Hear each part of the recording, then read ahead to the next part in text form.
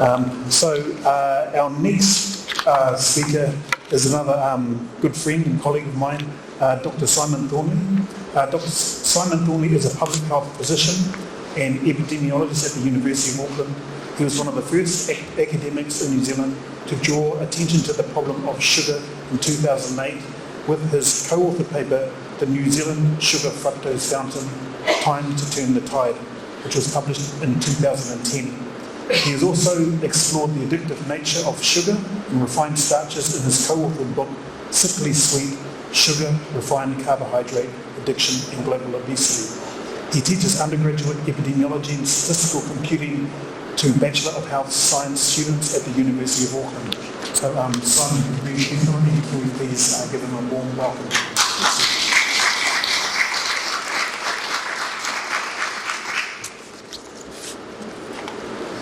Thank you very much, Gerhard. Thanks for having me. 10 years trying to turn the tide. Thanks, Helen, for a great talk, just showing that we've made a little bit of progress, but plenty more work to do, I think you can all see. We've got a... Thank you. Great. So this talk is to give you an overview of where I think we've been. It's a personal journey, it's a research journey. Some of the new evidence that I've seen, and really, but it's great to see Rick's discussion of the biology.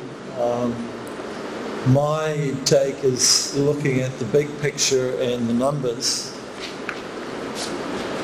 And pleasingly, I think we can say that there's a large overlap between Rick's biology and my numbers. So how did I get into this area? I'll give you a brief overview, and then just talk a little bit about some recent updates, I think, which are quite exciting in the epidemiology world. It's not often said that epidemiology is exciting, but I think this truly is. So just to give you a background, my approach here is that science is about trying to recalibrate our beliefs to reality, and so we really want to try and look at the real world and make sure that what we think is happening is actually happening. And that sort of contrasts to me with what happens in the psychiatric space, where I've been told as a medical student, neurosis is building castles in the sky and psychosis is living in them, and that's what we want to avoid. So this has been a real journey from my medical school education, where type 2 diabetes was considered a chronic disease that we had to medicate our way through. Excess saturated fat was the principal cause of heart disease.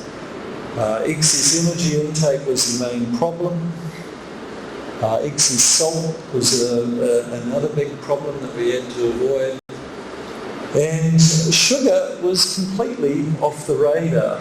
I lived absolutely zero on sugar.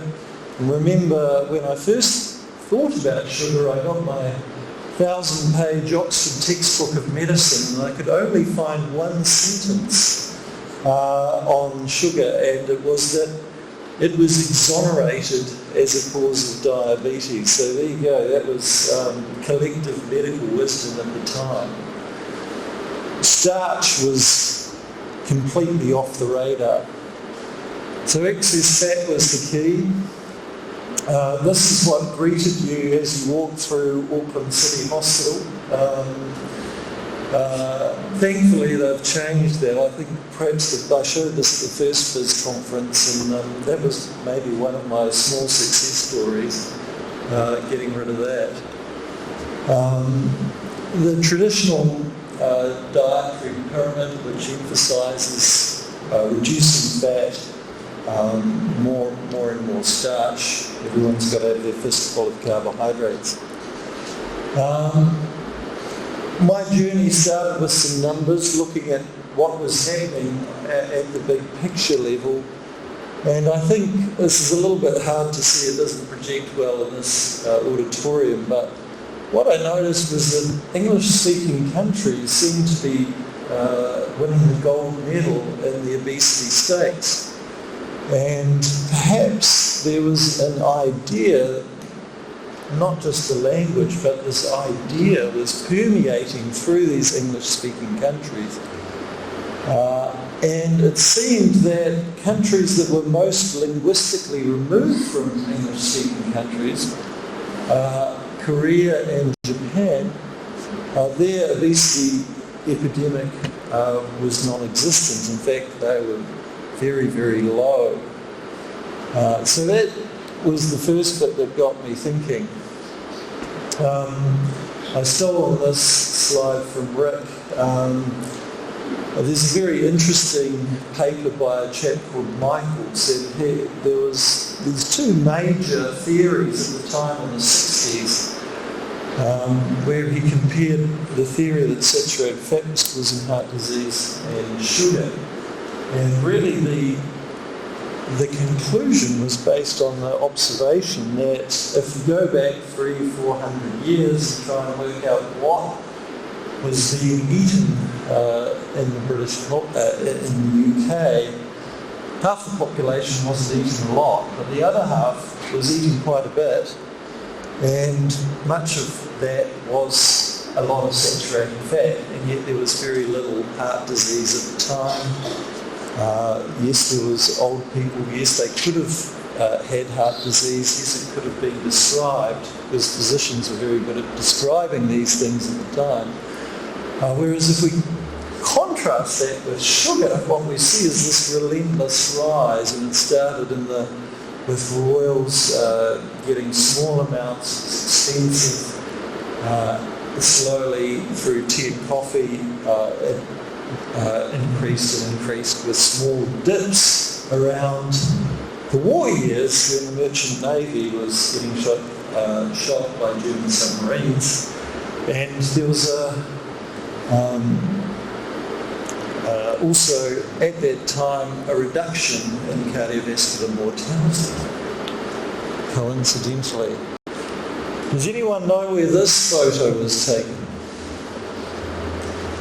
This was in an endocrinology conference in Melbourne. This was what was on offer for morning tea. It's okay if you think about the world in an energy balance point of view, because sugar, as Rick said, has got about half the energy density of fat. But when we've been focusing on fat, I think sugar and starch have sort of snuck in the back door.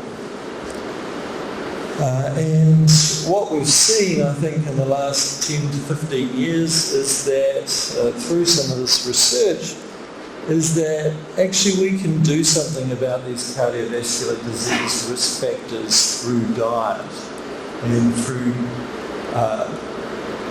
focusing on the cause. So, sorry, I have to get a little bit into the weeds of epidemiology here. I see epidemiology basically like a car race. We want to compare various treatments. We might want to compare a couple of cars, for example, Fords and Holdens. And we can speculate till we're blue in the face about what's under the bonnet, but until they actually get out there on the racetrack, we don't know which one's going to win.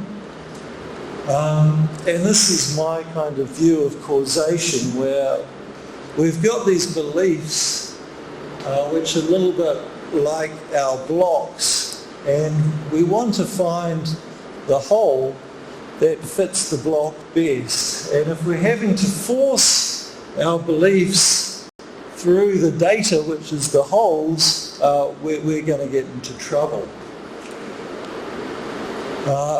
This guy is one of my heroes in the epidemiological world, Sir Austin Bradford Hill, who came up with some basically scientific common sense about how we think about scientific theories how we can make a judgment about whether they're true or not. One thing he left off though is, can we actually reverse the problem that we're dealing with, the disease problem?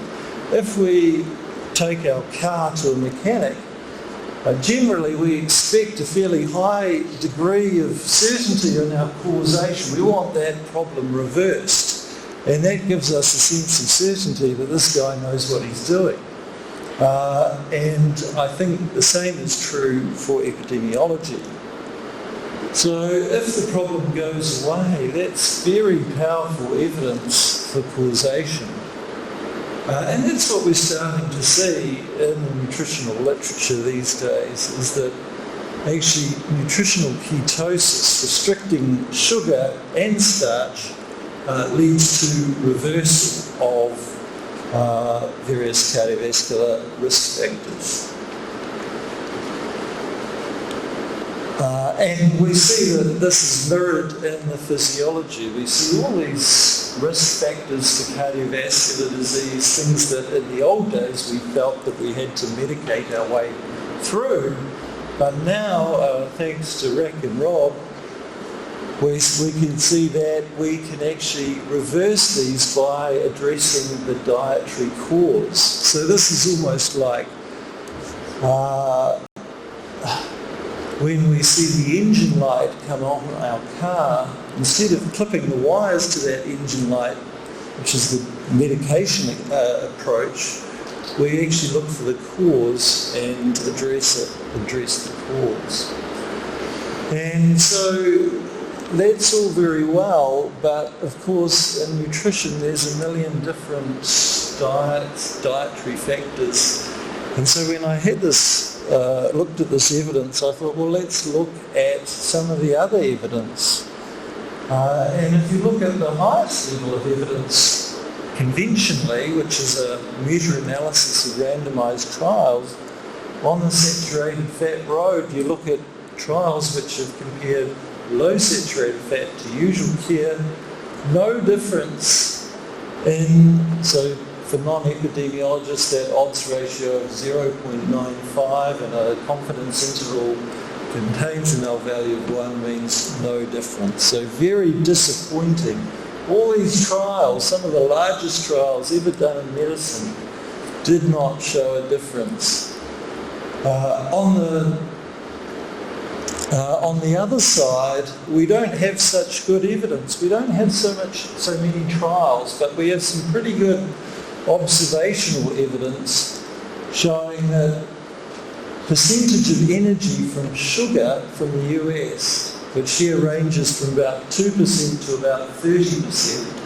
I'm not sure how you can possibly have 30% of your energy from sugar, but apparently it can be done. You see the hazard ratio here goes from the left-hand side 1, so no increase, to a 4-fold increase at the highest extreme. So sugar, if you want to avoid cardiovascular disease, reducing sugar is absolutely important.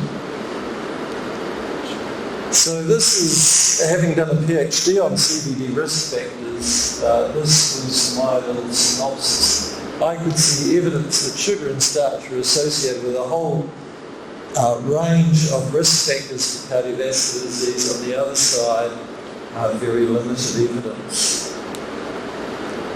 So just some of the new information that I think has cropped up in the last few years is that I've just learned that there's a new top of the evidence pyramid, which I used to think was meta-analysis of randomised trials.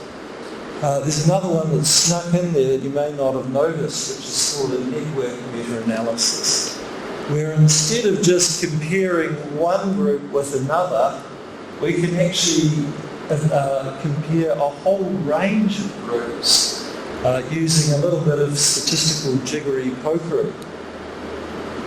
So if we see that, for example, where there's somebody's compared low carb versus keto versus low fat or Mediterranean, we can, if many of the studies include a comparison group, for example, which is Mediterranean, we can combine all this evidence and work out which of these various diets is most effective.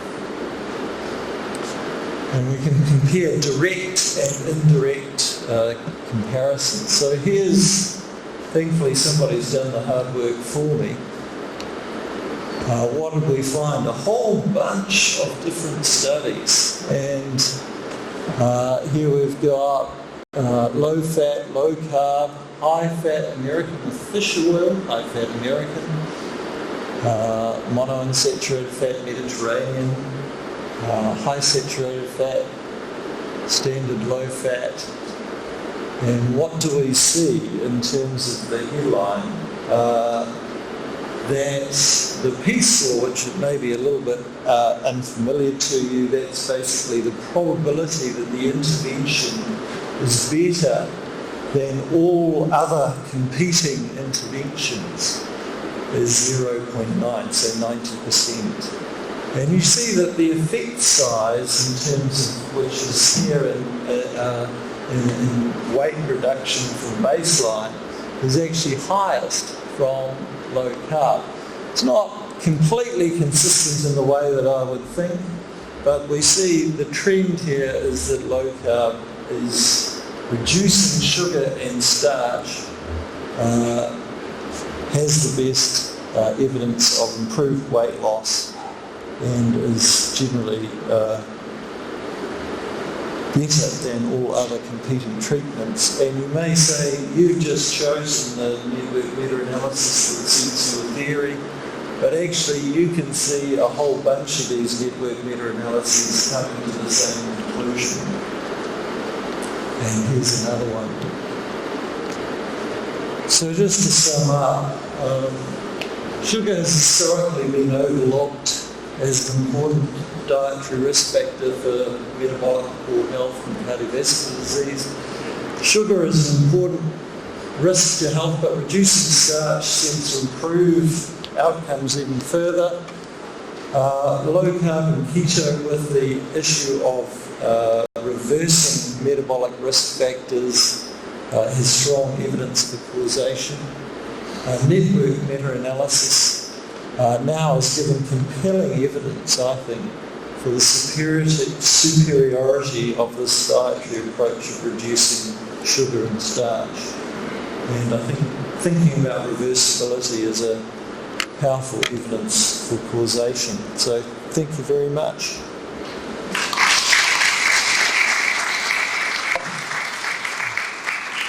Thank you, Simon. Do we have anyone who would like to ask Simon a question? If there's one or two questions. Rob.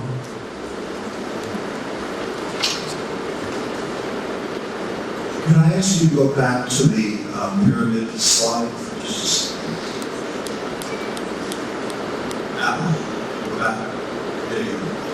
So Simon, I want to nail you to the wall here for a minute. I completely agree with that's what the pyramid has been proffered by pretty much everybody in the field says. But I would argue that there's actually a layer in that pyramid that's been missing, and it's called the econometric analysis. And the econometric analysis was actually invented by Bradford Hill. And so I'm kind of surprised that you didn't throw that in yourself. And it usually comes in under randomized controlled trials and above cohort studies, but it is in itself constitutes proof for everything. So let's talk about what an econometric analysis is. So, do you believe in climate change? Do I believe in climate change? Is it trapping? I think that's a bit of a distraction just now. No, it's not. It's very much to the point. Okay? You have a control group. You believe that tobacco causes lung cancer. Absolutely. You have a control group. Well, there's been case control studies that show a strong association. No interventional control group. That's the point. Do you believe that chronic football trauma causes chronic traumatic encephalopathy? No control group. So the point is that all of those things are true, but we don't actually have randomized controlled data, and therefore no meta-analysis will be able to show that.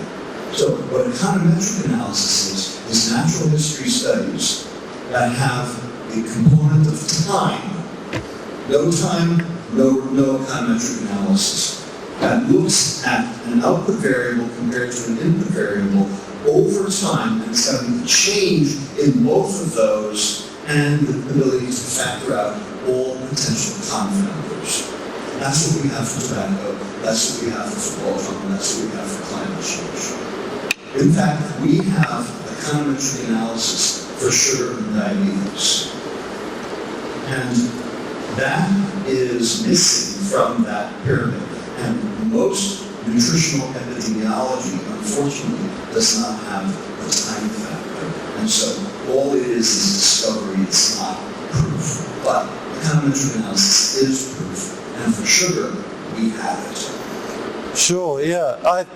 I think to me the issue as an epidemiologist, epidemiology is a messy business. You can find evidence on one side, you can find evidence on the other side.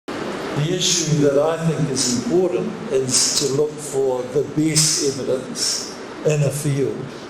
And as I mentioned, for sugar and cardiovascular disease, unfortunately you can't find randomized controlled trials. They just haven't been done. So no meta-analyses. I'd love to be able to do them.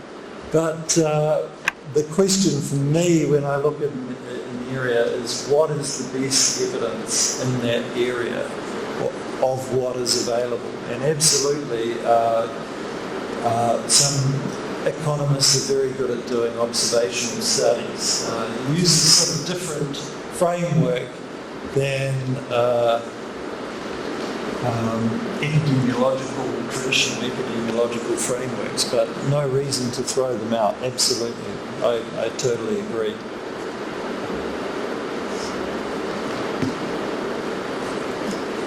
Okay, thank you very much, Simon. Keep it, Simon.